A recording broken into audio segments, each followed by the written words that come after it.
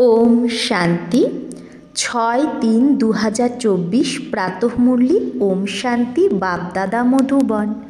बाबा बोलेছে মিঠে बच्चे তোমাদের এখন বানপ্রস্থ অবস্থা, কারণ তোমাদের বাণী থেকে উপরে ঘরে যেতে হবে, তাই ইয়াদে থেকে পাবন হও। প্রশ্ন, উঁচু লক্ষ্যে পৌঁছানোর জন্য কোন ব্যাপারে খুব সামলাতে হবে?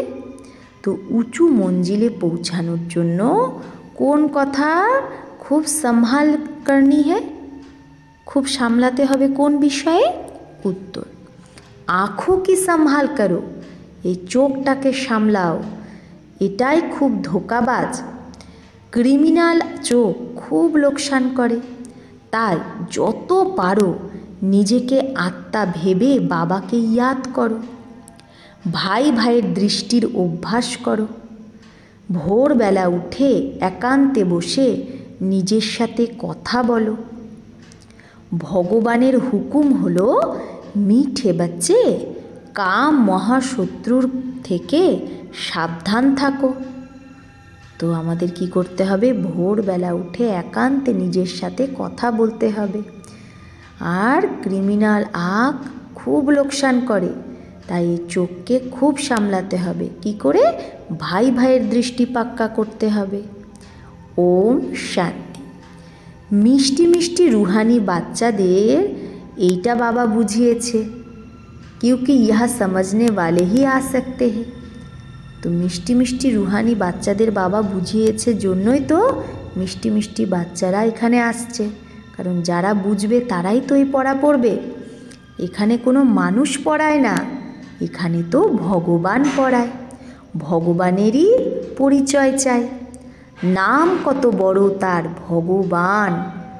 আবার মানুষ বলে দেয় সে নাম রূপ সে ন্যাড়া, মানে তার নামও নেই রূপও নেই। কিন্তু আমরা তো জানি তার নাম আছে শিব, আর রূপ কি? জ্যোতির্বিন্দু। अब है भी जैसे प्रैक्टिकल में न्यारा। হ্যাঁ, প্র্যাকটিক্যালে তো বাবা সত্যি একদমই আলাদা। এত ছোট বিন্দু, বলে আত্মা স্টার। যেরকম ওই তারা তো ছোট নয়, আর এই যে আত্মা স্টার, আত্মাও যে একটা তারা, সেটা তো সত্যিকারের ছোট। আর আকাশে যে তারা দেখি তারা তো বড়, কিন্তু আমরা দূর থেকে ছোট দেখতে পাই। আর আমাদের আত্মারূপী স্টার সত্যিকারেরই ছোট। তো বাবাও ছোট একটা বিন্দি। বাবা তো সদা পবিত্র, তার মহিমাই হলো জ্ঞানের সাগর, শান্তির সাগর। এতে কনফিউজড হওয়ার কোনো ব্যাপারই নেই। মুখ্য কথাই হলো পাবন হওয়ার। বিকারের ওপরেই ঝগড়া হয়। পাবন হওয়ার জন্যই তো পতিত পাবনকে ডাকে, তো নিশ্চয়ই পাবন হতে হবে। এতে কনফিউজড হওয়ার দরকার নেই। যা কিছু পাস্ট হয়ে গেছে, যা বিঘ্ন আদি পড়েছে, এগুলো নতুন কথা নয়। অবলাদের ওপর অত্যাচার তো হবেই। অন্য সৎসঙ্গে এইরকম কোনো কিছু হয় না, অত্যাচার আদি এগুলো হয় না, বিঘ্ন পড়ে না, কোথাও হাঙ্গামা হয় না। এখানে হাঙ্গামা খাস এই কথার উপরেই হয়, এই পবিত্রতার ওপর। বাবা পাবন বানাতে আসে তো কত হাঙ্গামা হয়। বাবা বসে পড়ায়। বাবা বলে আমি আসি বানপ্রস্থ অবস্থায়। বানপ্রস্থ অবস্থার কায়দাও এখান থেকেই শুরু হয়। তাহলে এই যে বানপ্রস্থে যে সবাই কি করে, যে সব বাড়ি ঘর ছেড়ে একদম কি ধীরে ধীরে কি সন্ন্যাসের দিকে যায়, যে তাই বাবা বলছে এই বানপ্রস্থের যে নিয়মটা সেটা এই সঙ্গম যুগ থেকেই শুরু হলো। কারণ বাবা এখন কি বলছে, যে তোমরা এখন সব এজেড হয়ে গেছো, তোমরা এখন অনেক পুরানো আত্মা, তোমাদের এখন কি করতে হবে? বাণী থেকে পরে পরম ধাম যেতে হবে। তো বানপ্রস্থ অবস্থা वाले जरूर বানপ্রস্থ में ही रहेंगे, তাই না? তো বানপ্রস্থ অবস্থা আমরা সবাই পৌঁছে গেছি, তা আমাদের বানপ্রস্থেই আমাদের থাকতে হবে, এখন যেতে হবে। বাণী থেকে ওপরে যাওয়ার জন্য বাবাকে পুরো ইয়াদ করে পবিত্র হতে হবে। পবিত্র হওয়ার উপায় একটাই, ফেরত যেতে হবে, তো পবিত্র তো অবশ্যই হতে হবে। যেতে তো সবাইকেই হবে, 2-4 জনকে তো আর শুধু যেতে হবে না, শুধু তো আর 2-4 জন যাবে না, সবাইকে যেতে হবে। সারা দুনিয়া চেঞ্জ হবে। এই ড্রামা কেউ জানে না। সত্যযুগ থেকে কলিযুগ পর্যন্ত এটা ড্রামার চক্র। বাবা বলে নিজেকে আত্মা ভেবে বাবাকে ইয়াদ করতে হবে, আর পাবনও অবশ্যই হতে হবে। তবেই তো তোমরা শান্তিধাম আর সুখধামে যেতে পারবে। গায়নও আছে, গতি সদ্গতি দাতা একজনই। সত্যযুগে খুব অল্পজন হয় আর পবিত্র হয় না। সত্যযুগে অল্প মানুষ থাকে আর তারা পবিত্রও থাকে। কলিযুগে অনেক ধর্ম আর অপবিত্রও হয়ে যায়। এটা তো সহজ কথা, আর বাবা প্রথম থেকেই বলে দেয়। বাবা তো জানে যে হাঙ্গামা অবশ্যই হবে। না জানে তো যুক্তি কিউ রচে। বাবা যদি না জানে তাহলে বাবা কেন এগুলো যুক্তি রচনা করে যে চিঠি নিয়ে আসো, যে আমাকে জ্ঞান অমৃত পান করতে যেতে হবে। যে শুরুতেই যে অনেক মাতারা বোনেরা চলে এসেছিল যজ্ঞে, তো বাবাও বলেছিল যে চিঠি নিয়ে এসো, যাতে বাড়ির লোকেরা কোনো হাঙ্গামা না করতে পারে। জানতে হে ইয়ে ঝগড়া হোনে কি V drama May Noon the. বাবা এটাও জানে যে ড্রামায় সেট আছে ঝগড়া হওয়া। আশ্চর্যবৎ ভালোভাবে চিনে জ্ঞান নেয়, অন্যকেও জ্ঞান দেয়। তাও অহো মায়া উन्हों को तुम अपनी तरफ खींच लेती हो। যে মায়া আবার সেই সব বাচ্চাকেও নিজের দিকে টেনে নেয়। যারা ভালোভাবে বাবাকে চিনে জ্ঞান নেয়, অন্যকে জ্ঞান দেয়, তারাও মায়ার খপ্পরে পড়ে যায়। এগুলো সব ড্রামায় সেট আছে। এই ভবিতব্যকে কেউ টলাতে পারে না। মানুষ শুধু অক্ষর বলে দেয় কিন্তু অর্থ বোঝে না। বাচ্চা, এটা অনেক উঁচু পড়া। চোখ এত ধোঁকাবাজ যে জিজ্ঞেস করো না, যে বলার নেই। বাবা বলছে চোখ এত ধোঁকাবাজ যে বলার নেই। তমপ্রধান দুনিয়া এটা। কলেজেও অনেক খারাপ হয়ে যায়। বিদেশের তো কথাই জিজ্ঞেস করো না। সত্যযুগে এইরকম কথা হয় না।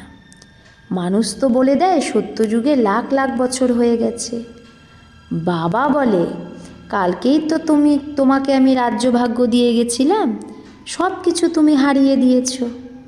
লৌকিকেও বাবা বলে আমি তোমাকে এত সম্পত্তি দিয়েছি, সব হারিয়ে দিয়েছ। এইরকমও বাচ্চা হয় যারা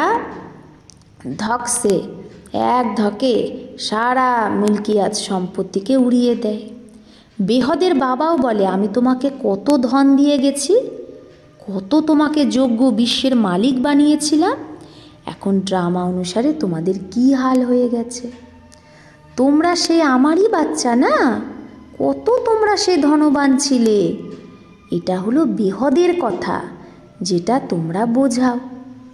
একটা কাহিনী আছে যে রোজ বলতো বাঘ এসেছে, বাঘ এসেছে, যে রাখালের গল্পটা, কিন্তু বাঘ আসতোই না। একদিন সত্যিকারের বাঘ চলে এসেছে। তো তোমরাও বলো না মৃত্যু এলো কি এলো, তো কি বলে লোকে, এরা তো রোজ বলে যে মৃত্যু এলো, বিনাশ হবে, কিন্তু বিনাশ তো হয়ই না। এখন তোমরা জানো একদিন তো সত্যিকারেরই বিনাশ হবে অবশ্যই। আর সেটারই মানুষ ওই কাহিনী বানিয়ে দিয়েছে, রাখাল আর সেই বাঘে। বেহদের বাবা বলে তাদেরও দোষ নেই, কল্প আগেও এরকম হয়েছিল, 5000 বছরের কথা। বাবা তো অনেকবার বলেছে। এটাও তোমরা লিখতে থাকো যে 5000 বছর আগে হুবহু এরকম মিউজিয়াম খুলেছিল ভারতে দেবী দেবতা ধর্মের স্থাপনা হওয়ার জন্য।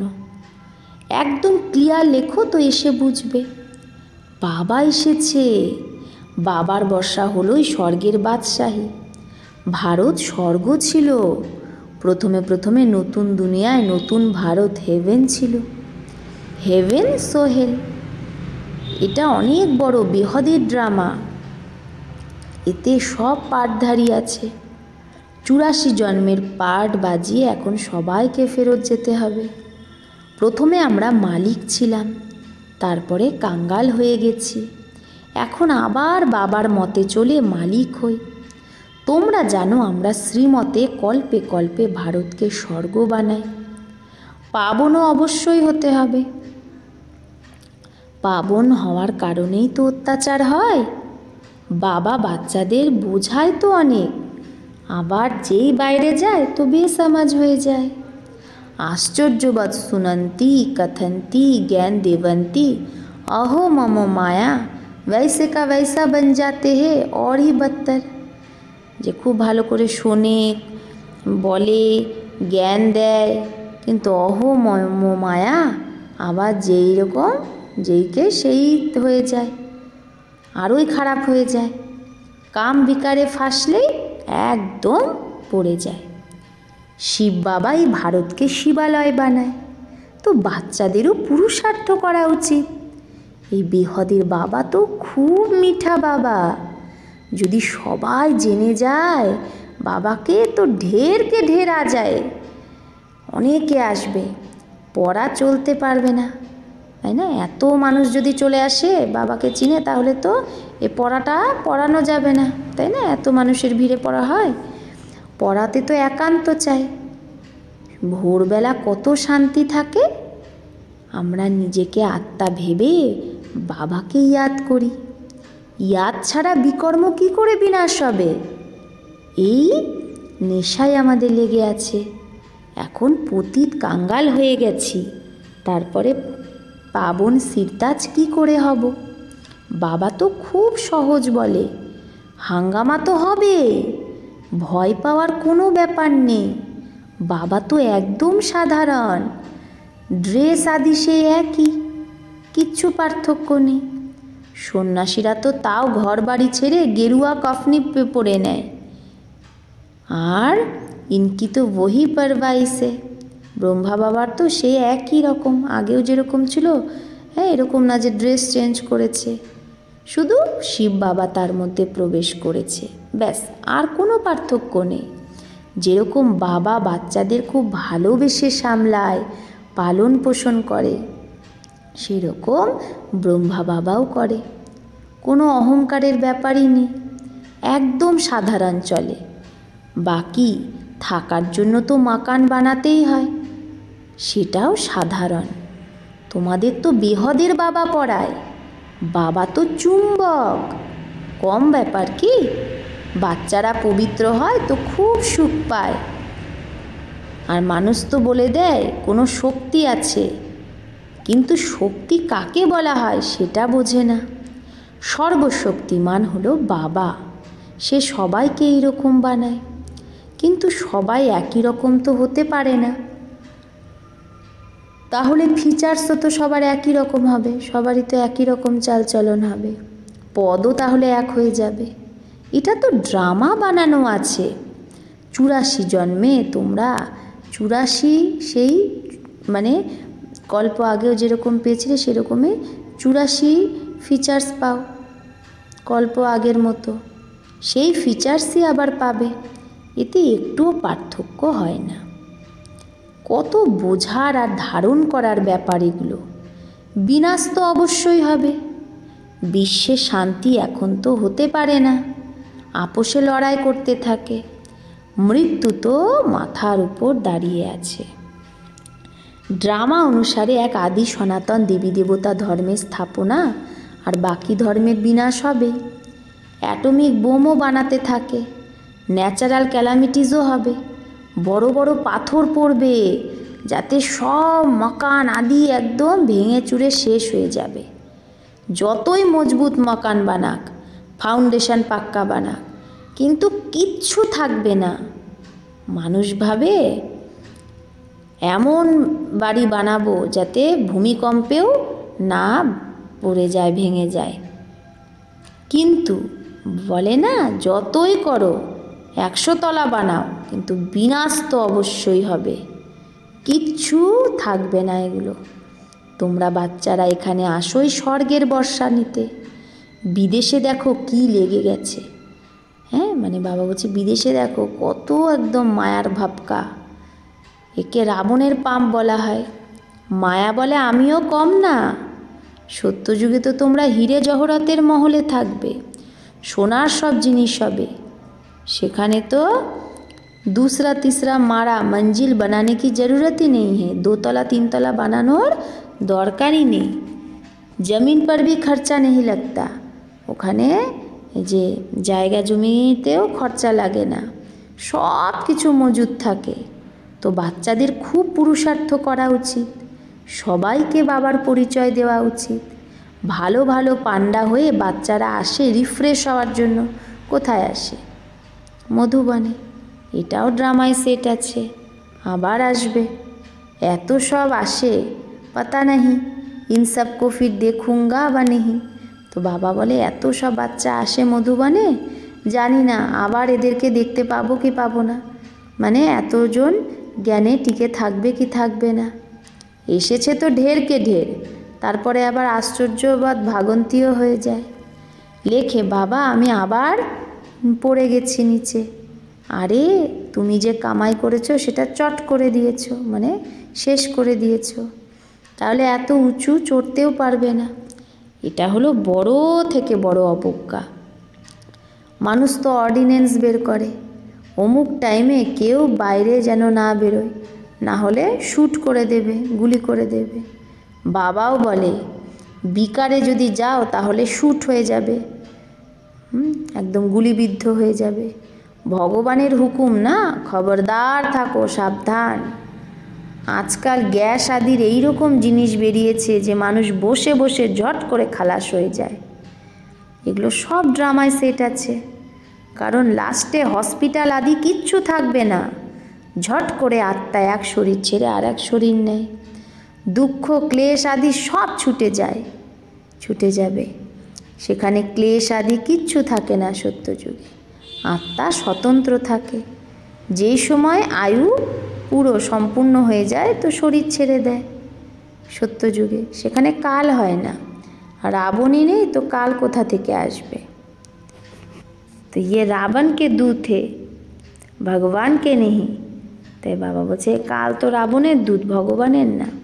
ভগবানের বাচ্চারা তো খুব পেয়ারা হয়, বাপ কখনো বাচ্চাদের দুঃখ সহ্য করতে পারে না। ড্রামা অনুসারে কল্পের 3 ভাগ তোমরা সুখ পাও। বাবা যে এত সুখ দেয় তাহলে তার শ্রীমতে চলা উচিত। এটা হলো অন্তিম জন্ম। বাবা বলে গৃহস্থ ব্যবহারের থেকে অন্তিম জন্মে পবিত্র হতে হবে। বাবার ইয়াদের দ্বারাই বিকর্ম বিনাশ হবে। জন্ম জন্মান্তরের পাপ মাথায় আছে। তমপ্রধান থেকে শতপ্রধান অবশ্যই হতে হবে। বাবা হলো সর্বশক্তিমান অথরিটি। যত শাস্ত্র আদি পড়ে তাকে অথরিটি বলে। তো যারা শাস্ত্র আদি পড়ে তাদেরকে কি বলে? অথরিটি। এখন বাবা বলে সবার অথরিটি তো আমি ব্রহ্মার দ্বারা সব শাস্ত্রের সার এসে শোনাই। নিজেকে আত্মা ভেবে আমাকে স্মরণ করো তো পাপ বিনাশ হবে। বাকি ওই নদীতে স্নান করে কি পাপ পাবন হবে? হতে কি করে হবে? কোথায় চুল্লু পানি, মানে অল্প জল হবে, তো তাকেও তীর্থ ভেবে ঝট করে স্নান করে নেয়। অল্প একটু জল দেখলে ভাবে এটা তীর্থ ভেবে স্নান করে নেয়। একে বলা হয় তমপ্রধান নিশ্চয়। আর এখানে তো তোমাদের শতপ্রধান নিশ্চয়। বাবা বোঝায় এতে ভয় পাওয়ার কিচ্ছু নেই। अच्छा मीठे मीठे सिकिलते बच्चों प्रति माता पिता बाप दादा का याद प्यार और गुड मॉर्निंग। रूहानी बाप की रूहानी बच्चों को नमस्ते। हम रूहानी बच्चों की रूहानी माता पिता बाप दादा को याद प्यार गुड मॉर्निंग और नमस्ते नमस्ते नमस्ते। शुक्रिया बाबा, आपको लाख लाख शुक्रिया। ধারণার জন্য মুখ্য সার। 1. ভগবান যে পবিত্র হওয়ার হুকুম দিয়েছে সেটার কখনো অবজ্ঞা করা উচিত নয়। খুব খুব সাবধান থাকতে হবে। বাপ দাদা দুজনেরই পালনার রিটার্ন পবিত্র হয়ে দেখাতে হবে। 2. ড্রামার ভবিতব্য অটল বানানো আছে। তাহলে ড্রামায় যা হওয়া সেটা অটল বানানোই আছে, সেটাকে জেনে সদা নিশ্চিন্ত থাকতে হবে। বিনাশের আগে সবাইকে বাবার পরিচয় পৌঁছে দিতে হবে। বিনাশের আগে সবাইকে বাবার পরিচয় দিতে হবে, সন্দেশ পৌঁছাতে হবে। বরদান, জ্ঞান অমৃতের দ্বারা তৃষ্ণার্ত আত্মাদের তৃষ্ণা বুঝিয়ে যে তৃপ্ত করে সেই মহান পুণ্য আত্মা ভব। তো জ্ঞান অমৃতের দ্বারাই তৃষ্ণার্ত আত্মাদের তৃষ্ণা যে মেটায় সেই মহান পুণ্য আত্মা ভব। কোনো তৃষ্ণার্তকে যদি তুমি তৃষ্ণা মেটাও তাহলে সেটাই মহান পুণ্য। যেরকম মানুষ জল না পেলে তৃষ্ণায় ছটপট করে তেষ্টায়, সেই রকম জ্ঞান অমৃত না পেয়ে আত্মারা এখন দুঃখ অশান্তিতে তড়পাচ্ছে। তো তাদের জ্ঞান অমৃত দিয়ে তৃষ্ণা বুঝানে वाले বানো, তৃষ্ণা মেটাও। যেরকম ভোজন খাওয়ার জন্য টাইম বের করো, কারণ সেটা দরকার, এই রকম এই পুণ্যের কার্য করাও দরকার। কোন পুণ্য কার্য? এই যে যারা এখনও জ্ঞান পায়নি, দুঃখ অশান্তিতে তড়পাচ্ছে, তাদের জ্ঞান অমৃত দেওয়ার যে পুণ্য কার্য সেটা অবশ্যই দরকার। তাই এই চান্স নেওয়া উচিত, সময় বের করতে হবে, তবেই তো বলবে মহান পুণ্য আত্মা। স্লোগান, বিতিকে বিন্দি লাগিয়ে হিম্মতে আগে বাড়ো। যেটা পাস্ট হয়ে গেছে সেটাকে বিন্দি লাগিয়ে হিম্মত সহকারে আগে বাড়ো, তো বাবার মদত পেতে থাকবে। তো কি বিতিক ও বিন্দি লাগিয়ে হিম্মত সহকারে আগে বাড়ো, তো বাবার মদত পেতে থাকবে। আচ্ছা, ওম শান্তি।